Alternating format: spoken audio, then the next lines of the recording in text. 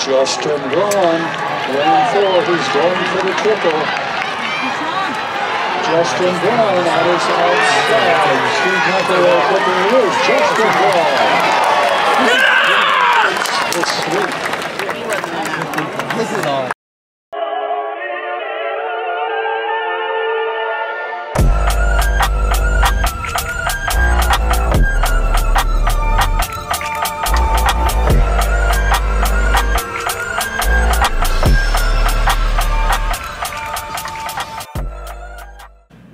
Day 2 of the state meet, I got the 32 on deck and just did a 10-minute shakeout, just something light, like 7:30. Gonna go get some breakfast now. Races until 4:15, so probably gonna get Subway, head over, watch the mile. It's gonna be super competitive, and as well as the 800. So yeah, maybe we'll see someone break 4 or the 150 barrier. So maybe break 9 too. So who knows? We'll see. It's like 86 outside for my race. It's gonna be hot, but I mean, gotta deal with it. Everyone's gotta deal with it. So looking forward to that. And but yeah, we'll be back with you guys on the track. So we're back at day 2 of the state meet at Hilliard Derby. The first event's gonna start in a couple minutes, so we're walking in now. Anything to say, Zach? I'm excited to watch the 1600 and 3200. They look pretty stacked. The 800 should be a toss-up between those top 2 seeds. Yeah, so there's gonna be some good races. Should be exciting.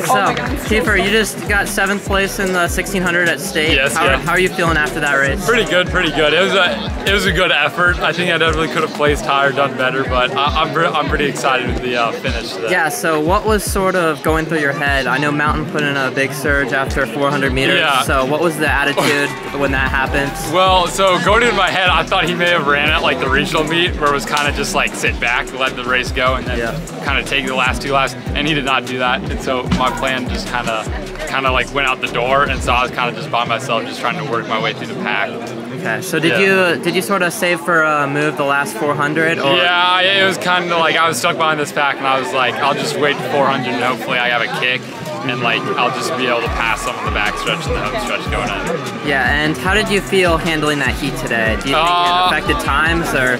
I think I handled it pretty well. I think I could have handled it a little better, just staying a little more hydrated. But other than that, I think I did pretty well. You know, we all had to deal with it. So awesome. So 4:13, really fast in the 1600. Are you planning on running any big postseason meets? No, I'm not. I'm going into my 2 weeks. 2 week break. Yeah, 2 week break going into cross country. Yeah, trying to run it back across country, try and get top 10 again. All right, thank you. Congratulations. All right, yeah, thank you. Walk us through your strategy going into that 800 today. I wanted to go out and see what I could do, compete, just throw down.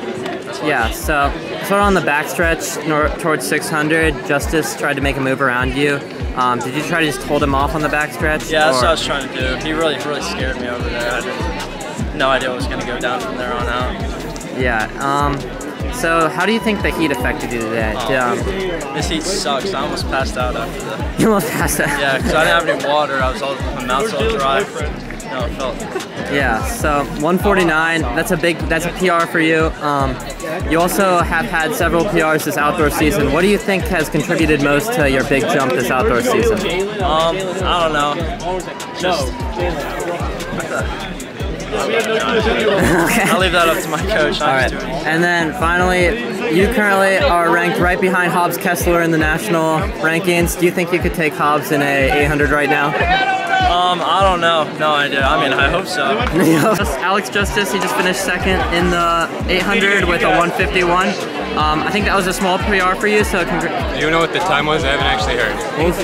151.23. Yeah, there was a PR. Yeah, so small PR out here in the heat today. What is your initial reaction from the race? Just great competition, honestly. I mean, you saw Plant, he went 149 today. That's undisputed, just a great time. So yeah, I'm happy with the performance, but competition was out there. Yeah, that's an incredible time. So we noticed sort of that normally you like to take it out in low 50s for the first 400. You sort of sat back a little bit today. Was that a decision that you made going into the race, or was that sort of a game time? It was. At districts, I took it out around like a 52, and I just felt so dead on the second lap. I figured if I did something like that today, that who knows how many people would kick me down in a field like this. So I figured I would take it out a little bit more relaxed and then save it for the last 300, really. Yeah, and you made a strong move with about 250 to go. Was that sort of your big move that you wanted to get around Plant in? It was, yeah. I wanted to take the lead there, but he did a really good job.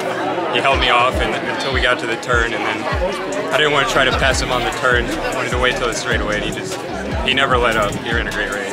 Yeah, so your 151 is obviously near the top of the country in the rankings, so are you planning on any big postseason races? Yeah, I'll be at Brooks in Seattle on July 2nd. Awesome, man. All right. Really excited for that. Congratulations. Thank you. Thanks, guys. Congrats. The 100 meter, 200 meter, and 400 meter champion here at the Ohio State Meet Division 1. Sort of walk us through, what was your game plan going into today? You know, you had 3 events, it was going to be hot. How are you going to manage that and come out with 3 wins? Yeah, so I knew for each of my races, all going to be in the start.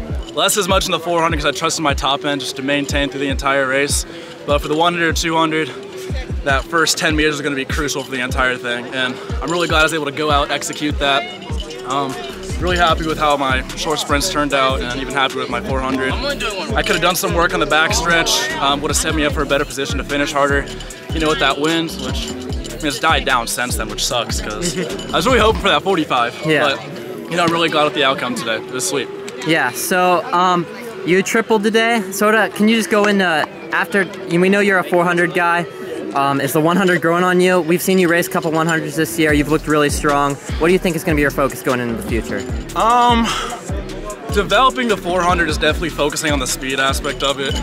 It's less of much as a race. Like historically, it's you get out and try and hold that, you know, but more recently it's been get out, get out, get out. It's a sprint now, you know?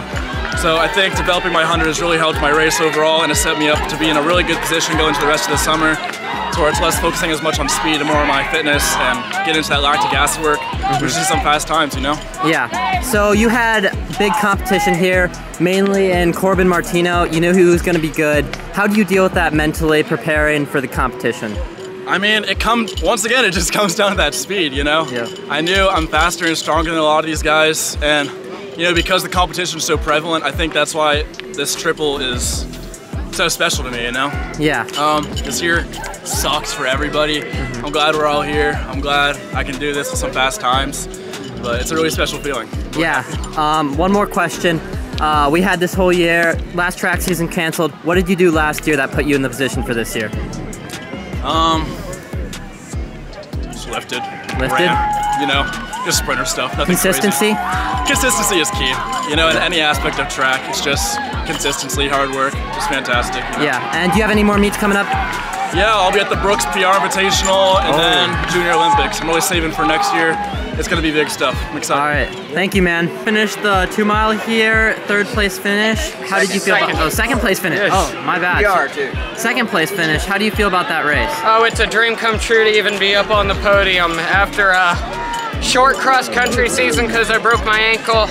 I'm just really thankful to be on top of there. With God, all things are possible. That's pretty much my season in a nutshell. It went really quickly, and I'm gonna look forward to cross-country in the fall. Yeah, so did you have any sort of race plan going into today, or was it just sort of go from the gun? The race plan was simple. Just don't start leading the race. Don't try to be a hero in the first mile. Just hang in there, see what happens, hold on to people. It worked out apparently, so yeah, I'm very thankful. Yeah, were there any points of that race where you had to make a decision to maybe go with Nathan, who put that big surge in? Or were there any like key decisions that you made during that race? It was more ongoing. My feet were pretty much screaming at me to stop, and I'm like, no, this is all out. This is how I'm gonna end the season on a high note. Yeah. So is this the end of your season? Are you not going to any other? Yes, this is the end of my season. I'm looking forward to cross country in the fall. and recovering from some very painful blisters I have after today. Yeah. All right, It was cool. great, though. We wish you the best of luck in the fall. So congratulations. Thank you so much. Thank you. Nathan Mountain, mile champion, 406, and Nathan Moore, 2-mile champion, 9 flat, right? Yes, sir. All right, so Nate Mountain, you started off the day with an extremely fast time in 406 in the 1600. What was your strategy going into that race? So I knew it'd get up pretty quick, and so I was thinking like somewhere in the second lap, take it, and just see if I can finish strong. And I wanted to get like sub 4.5, maybe 4.3, which is what Justin Order got. Yep. It didn't really work, but James Schmidt took it out, and I could kind of tell he wanted to slow down and make it an 800-meter race. Yep. And so I took it after 300. Ballsy. Yeah. Yeah. So we saw you push it a lot that second lap. Did you sort of notice you were behind pace a little bit, or was that 403 in your head? Yeah, it definitely was. So I knew when I took it, I didn't want to just barely take the lead and have guys on me. I wanted to gap them, make it me versus the field, 2 separate races, and I guess I got that done. Yeah. Yeah. So I heard my third 200 was a 30 flat. Yeah, we got 29. So, you put in a massive surge. It was crazy. So like, not ideal time-wise, but it did the job of making the gaps. Yeah, and then sort of, it was pretty hot. I think even hotter than it is now earlier. How did you think that affected you? Well, I was saying after this race, you have time in the third 200 to think about the heat. You don't have time in the 16. Yeah, so. I didn't even notice the first race. I noticed the wind more. Awesome. But in this one, it was just terrible. Yeah. So are you gonna be heading to any postseason races? Yeah, I'm going to Brooks PR. Right now I'm in the 2-mile, but I might see if I can get that changed. And then I don't know, we might try to get a DMR and maybe try to go DMR or something like that. Shoot. And then I might try a steeplechase. Oh, steeple. Oh, yeah. Steeple coming soon. All right. Is that gonna be a common thing in Virginia? I don't know. No. All right. And then Nathan Moore. Yes. All right, see ya. See ya. Champion of the 3200. What was your game plan going in that race? Game plan was honestly originally to go up fast and hold a pace on 8:53, but I felt a little tired and we kind of went through a little slow. Kind of caught me off guard. I didn't realize how slow we went out. It was like 4:30, like I don't know, like 4:36 or something like that. So I was kind of like, crap. Yeah. And so I mean, I just decided to stick on the pack and then play the classic wait until your last lap to make the move. So that's what happened. I mean, it sucked. The wind was a little tough. Yeah. And the heat was tough, but it was okay. We got it done. Yeah. So were you expecting, Takumi sort of led 6 laps to that race. Yeah. Were you expecting that at all, or was that? No, I wasn't. I wasn't expecting. I was expecting for me to be most of the leading, but someone took it, and I was more than happy for that to happen. Yeah. So I just went with it, honestly. Yeah, so the last lap, it looked like you had just been jogging the previous 7 laps and decided to start racing. What was going through your head when you hit that gun lap? I mean, whole entire way when I was sitting on the Takumi, I was like, all right, last lap, I'm just gonna go. I'm gonna go nuts. Gas on the whole time, just like it did for the last quarter mile of the state meet and cross. Yeah. I mean, my mindset was just keep the gas on no matter how hard it hurts or how bad it hurts or how hard it is. And I did just that, and I kept with it, and it's pretty sick. I saw some of the West guys cheer me on, Oh, so yeah. you know that hyped me up. Yeah. All right, well, congratulations. Are you going to be heading in any more meets this season? Undecided yet. I don't know. I'm gonna have to see what's going on. Not invited to Brooks PR, so it's tough. Oh, Brooks PR. What are you doing? Okay. Yeah. Oh well. That's all right, man. All right. Congratulations. Thank you.